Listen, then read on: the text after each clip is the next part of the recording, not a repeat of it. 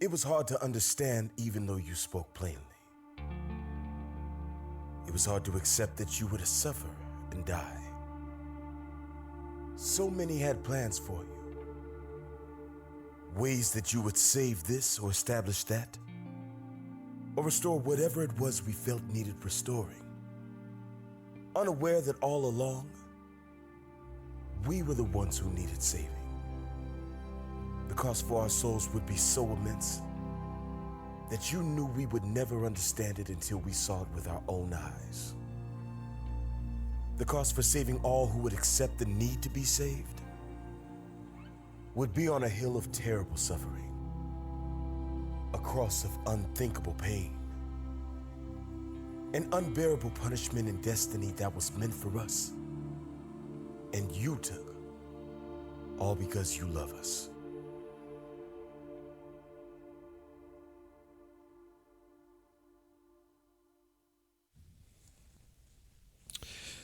Grace and peace. Today we continue our Lenten sermon series called Toxic.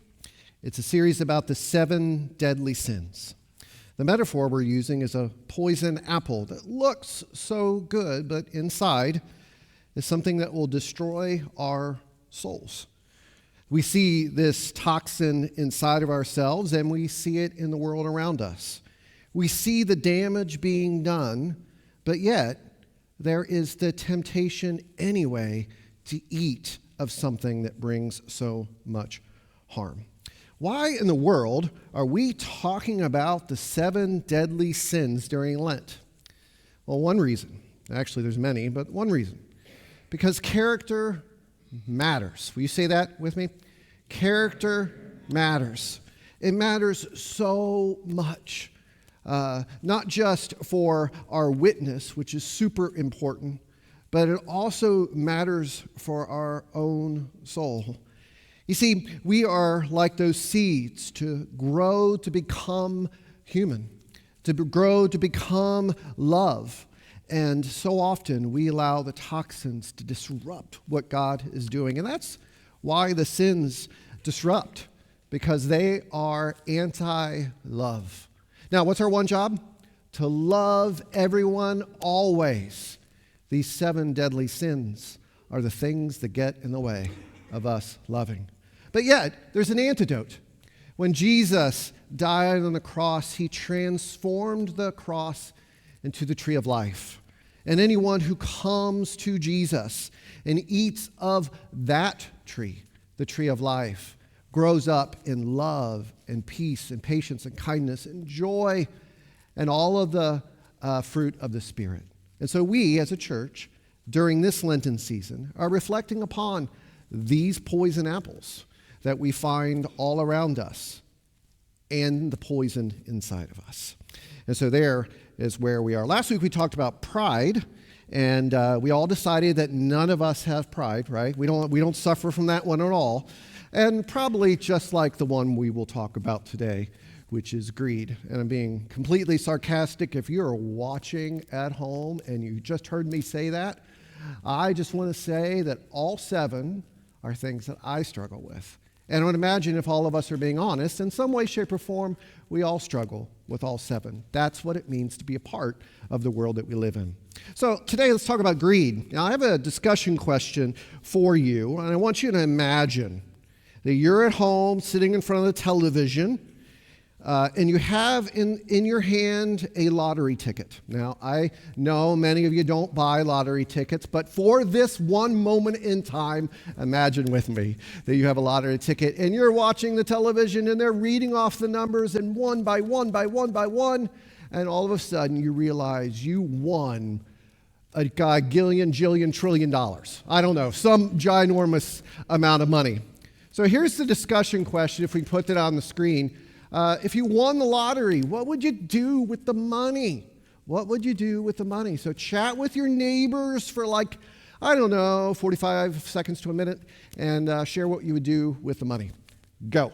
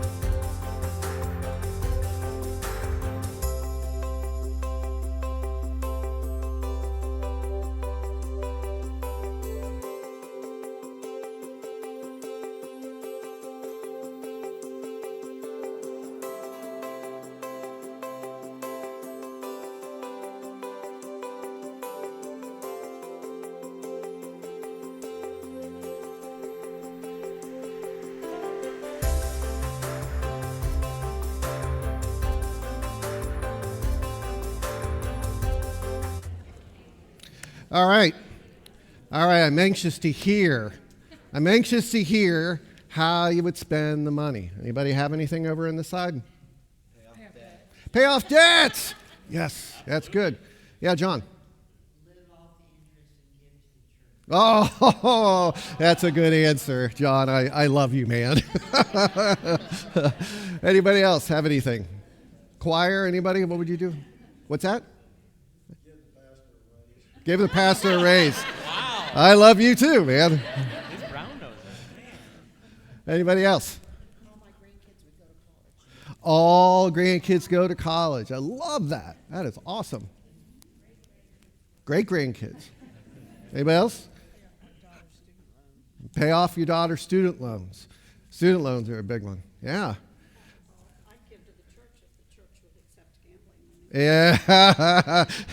I'm going to repeat that in case you didn't hear it. Nancy says, I would give to the church if the church would accept gambling money. See, I think I would just close my ears to where it came from and accept that donation. Anybody else? Buy a new car, yeah. Vacation.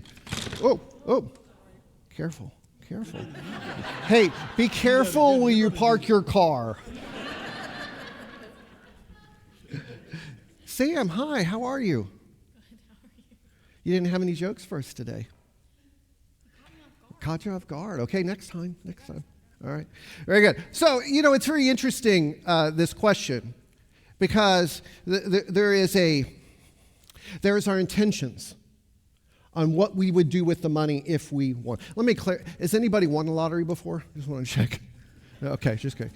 There's a lot of statistics out there that say that what you intend to do with the money isn't what happens with the money. Do you believe that? I mean, not always. Again, you're talking about statistics, which could say anything.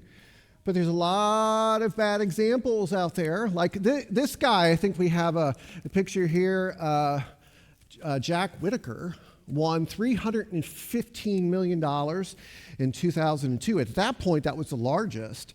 And he had intentions of donating a bunch of money to charity, which he did. But then things began to happen. You had the family that you didn't know come out of the woodwork, right? He had money stolen out of his car. I don't know what he was doing with $150,000 of cash in his car, but somebody broke into his car and stole the money. And unfortunately, it kind of got worse. He got into some gambling deal. The casino sued him for $1.5 million in bounced checks. Drinking issues. His granddaughter's son overdosed and died in his house, and then a year later, his granddaughter overdosed and died in his house. It just spiral. And I would love to say this is the exception, but there's story after story. And again, not all. Some people do donate, and some people do a great job. But it's interesting, isn't it, that we have our intentions. And I'm with you, John. I would donate, like 90% to the church, and I would love the interest of the 10, right? But is that what I would do? You see, money has some sort of seducing capability, doesn't it? Money has some. In fact, in the days of Jesus, they identified money and wealth as a god and referred to it as mammon. Mammon. And if you would see that in the Bible, some older translations actually, instead of wealth or money, they might say mammon, and that is the god of money, wealth. It's so seducing. And so is greed deadly? It is. It's very deadly. And it starts in here. We're captivated by something. We're captivated, and we'll get with envy later in another week, but we're captivated by what our neighbor has, right? Or whatever, a commercial on television, right? And all that's formative. It forms us, right? Those temptations are coming in. They're beginning to shape our hearts. But as we bite that apple and the poison runs into us, it affects those around us. Just like in Jack Whitaker's story, it spread, right? Family members and friends and all that. but then goes outside. And so then we end up having greed in here, but then there's greed out there, right? And it spreads. And that's how these deadly sins are. Not just about you. It's not just about me. It's about our family and our neighborhood and our city and the world. It just spreads and spreads. But the thing about it is, if we could avoid that bite, we could save someone's life. We could save someone's soul. And so there is a lot at stake in each one of these 7 deadly sins. And because character matters, and this church seems to desire to go in a completely different direction than a lot of other churches, desire to love everyone always, these temptations are there. They're looking us in the eye, and they could derail what God has called us to do. So it's incredibly important to be focused on the remedy, the solution to these deadly sins. So what is greed? I have a definition on the screen. Greed is the hunger for more and more and more. And that temptation is never satisfied. It is just more and more and more and more and more. And hunger is a good word for it. Remember Jesus, the story of the Israelites in the wilderness for 40 years. God would provide them with manna from heaven, quail to eat.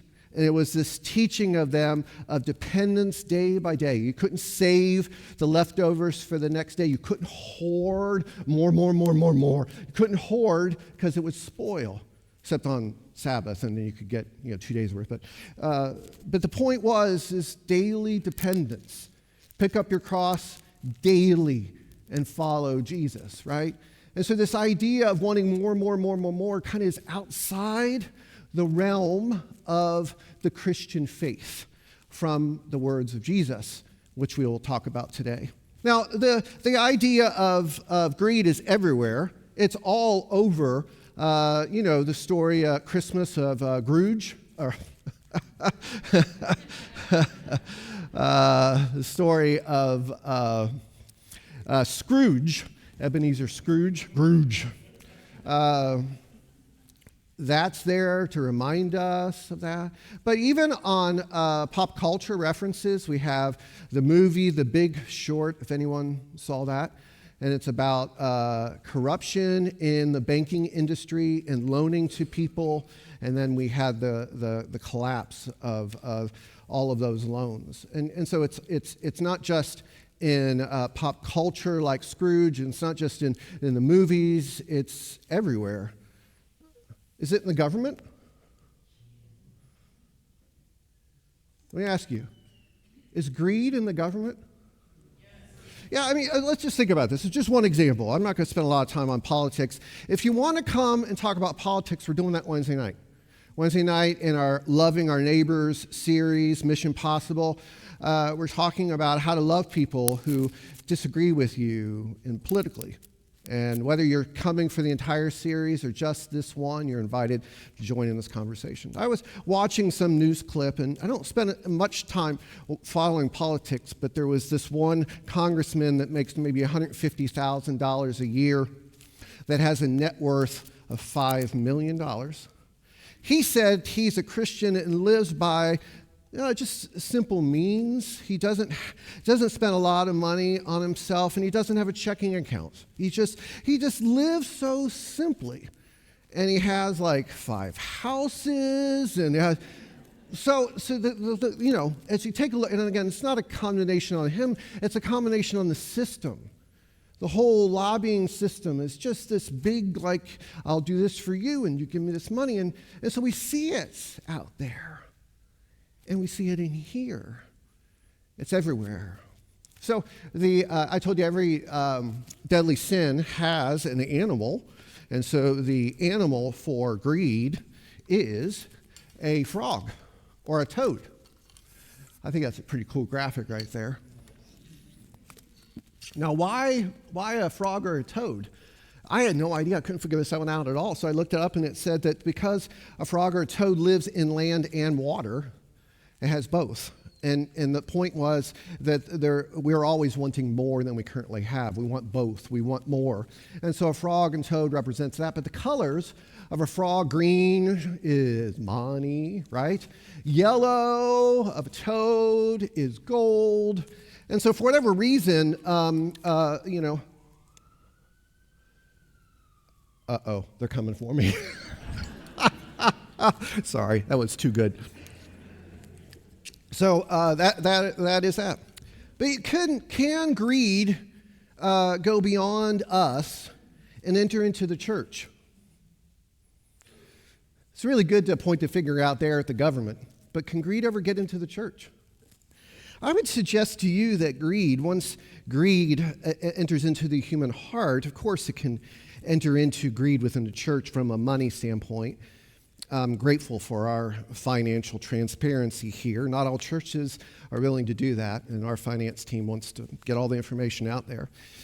But I think it can enter into this idea of consumerism, materialism in the church, and where church just becomes another product that we purchase.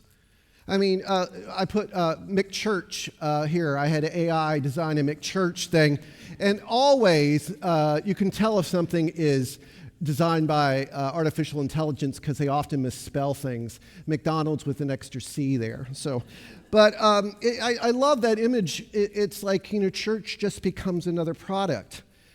And we go to church based on whether they sing our music, or we go to church based on whether we like the pastor. We go to church for all these reasons.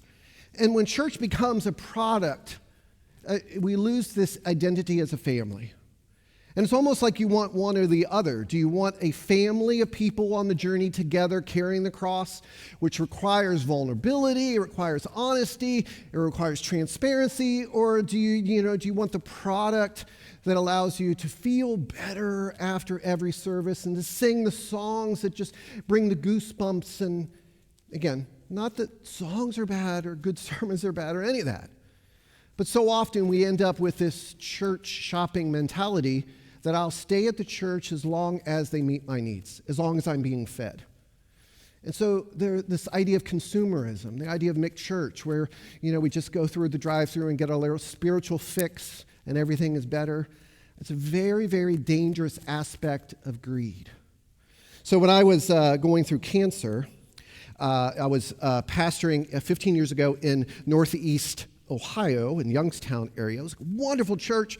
It was a church of about 500 people, and we had 3 services, and it was my dream church when I was young. This is what I wanted. It was really casual and really hip, and all the music was really cool. It had the lights and the fog machine and everything.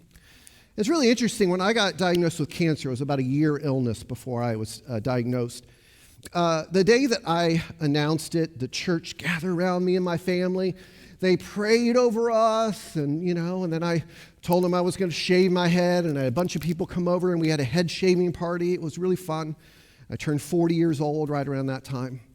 And it was just a beautiful time. That next Sunday, 200 people at that 500 people church left, and we never saw them again. Why? Because the pastor had cancer. I wasn't able to meet their needs. That taught me quite a bit. I still probably have the trauma that I'm probably processing that. But it taught me a lot about what church and what it is and what it isn't. If church is based upon the performance, if church is based upon how it makes you feel, if church is based upon whether the pastor feeds you or not, it's a product. It's consumerism, right? I mean, the whole thing that we've been doing for 3.5 years together is forming a family that loves one another despite all of our mess, right? Consumerism and greed will ruin it if we let it. If the conversations become about what do we need to do better so that we can bring people in here, it's a dangerous conversation, isn't it? We're a family centered on Jesus Christ, carrying our cross and love, and that is not pretty. Suffering is not pretty. Peter said, I don't want you to suffer. No. And Jesus says, get behind me, Satan. You see, the idea of suffering and carrying our cross is at the heart of who we are. And it's ugly. It's humiliating, isn't it? It's not fun, right? And so we believe that love comes first, and everything else comes second. And that drives what we do and why we do it. Greed can enter into the church in some of the most unusual ways. Now, here's the big idea today. Let's put that on the screen if we would. Greed is a poison that empties the soul, but generosity fills the soul. Greed is a poison that empties the soul, but generosity fills the soul. As we give away our resources, time, talents, treasures, because it's not just about money. As we give away ourselves to God, we get filled. But as we accumulate and hoard, what happens to our soul? It empties. It's the upside down mentality of what it means to be a Christian, a follower of Jesus. So let's talk about the text that Jane read. Matthew chapter 8, verses 31 to 38 is the Jesus calling his disciples to follow him. Peter was like, suffering cannot be what it means to be a God follower. And so that's the same thing us. We don't want suffering. We don't want the pastor to talk about suffering. We don't want to deal with suffering. Help us to escape suffering. Let us come to church and forget about our suffering. Right? Jesus says, no, suffering is the way. Suffering is the way. In other words, it's this idea that by following Jesus, Jesus works through our weaknesses. Jesus works through our vulnerability. Jesus works through our honesty. He works through the holes in our life. It's the jars of clay thing. He shines through, right? But unfortunately, would rather not have like the Peter and the disciples. Verse number 36 and 37 is very interesting. It says, this is a New King James Version. For what would it profit a man if he gains the whole world and loses his soul? In other words, gains, fills. And what happens to a soul? Loses it. You fill your soul with wealth and stuff, and what comes out is what we lose is our spiritual part of who we are. Or what will a man give in exchange for his soul? In other words, our resources and the way we deal with resources and the way we deal with wealth affects the way our spiritual life thrives or dissipates. It's about how we are able to process what it means to follow Jesus. And so Jesus is talking about what it means to be a disciple, and he uses this metaphor of money and profits and resources to help us understand that accumulating things of the world, whether they be good or not, because money is not the problem, right? Money isn't the problem. It's the love of money that's the problem, right? It's our desires pointed towards the things that can even be good, but they can corrupt our heart and destroy our soul. There's some other passages that I'd like to just read real quick because I believe that they're important.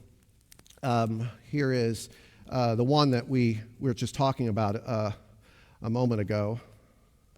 Here we go. Get my thing up. 1 Timothy chapter 6, verses 9 and 10. Timothy's coaching his mentor, or Paul's coaching his mentor, Timothy. The people who are trying to get rich fall into temptation. They're trapped by many stupid and harmful passions that plunge people into ruin and destruction, right? The love of money is the root of all kinds of evil. Some have wandered away from the faith and have impaled themselves. That's a brutal imagery. Impaling is like that idea of crucifixion. It's that brutal, humiliating image with lots of pain because they made money their goal. Hebrews chapter 13, verse 5, your way of life should be free from the love of money, and you should be content with what you have. After all, he said, I will never leave you or abandon you. I love that. The writer of Hebrews, whoever it is saying, with Jesus, you have enough. You don't need more than Jesus. Jesus is with you. He will never leave you. He'll never forget about you. He'll always be with you, and that should be enough. We should be content with Jesus. Luke chapter 12, verse 15, then Jesus said to them, watch out, guard yourselves against all kinds of greed. After all, one's life isn't determined by one's possessions, even when someone is very wealthy. Matthew chapter 6, this is Sermon on the Mount, verse 24. No one can serve two masters, for either he will Hate the one and love the other, or else he will be loyal to the one and despise the other. You cannot serve God and mammon. There's that word for the god of money, right? And then there's the story of the rich man who comes to Jesus. Let me just go ahead and read it. Matthew chapter 19, verses 16 to 24. Now, behold, one came to him and said, Good teacher, what good things may I do to have eternal life? So he said to him, Why do you call me good? No one is good but one, that is God. But if you want to enter into life, keep the commandments. He said to him, Which ones? Jesus said, You should not murder, you should not commit adultery, you should not steal, you should not bear false witness. Honor your father and mother, and you shall love your neighbor as yourselves. The young man said to him, by the way, it's interesting, you shall love your neighbor as yourself is not one of the 10 commandments. Jesus added that in there. The young man said to him, All these things I have kept from my youth. What should I lack? What still I lack? Jesus said to him, If you want to be perfect, go sell what you have and give to the poor, and your treasure will be in heaven. And then come follow me. Well, the one young man heard that saying, he went away sorrowful, for he had great possessions, great wealth. And Jesus said to his disciples, Surely I say to you that it's hard for a rich man to enter the kingdom of heaven. Again, I say to you, it's easier for a camel to go through the eye of a needle than a rich man to enter the kingdom of God. I think those passages speak very clearly. And it's not, Jesus isn't saying to everyone, go sell all your stuff. He's saying to that one man with what their struggles. But it's important to recognize that Jesus was speaking truth to all of us. We have to be very, very careful on the seduction of money and how it leads to consumerism and materialism and wanting more and more and more and more and more. So the big idea, once again, you put that on the screen, please. Greed is a poison that empties the soul, but generosity fills the soul. So this big idea kind of puts on opposing ends of the spectrum of vice and virtue, the vice of greed and the virtue of generosity.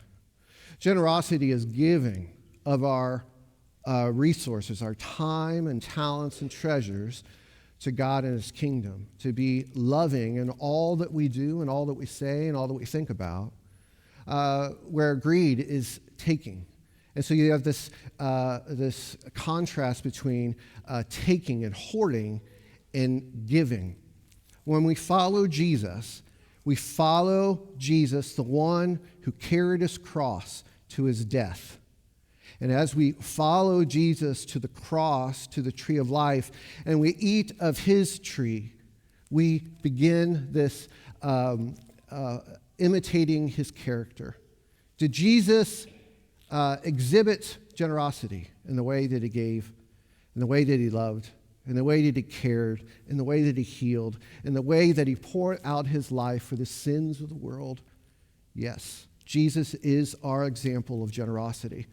So today we are confronted with this decision between, do we eat of the tree of the knowledge of good and evil, the fig tree that Jesus cursed and withered, eat of that fruit which brings greed and the destruction of our soul, or we'll eat of the tree of life, the cross of Jesus that bears fruit like love. And that fruit today is the fruit of generosity. And will we eat of that? And it's not just about our personal decisions, because we recognize that these sins affect others. And so if we would get back to this idea of McChurch again, we have that great picture of McChurch. If we can put that on the screen, yeah. What does it mean for us to resist the lure of consumerism? To resist the sin of gaining and more and more and more stuff.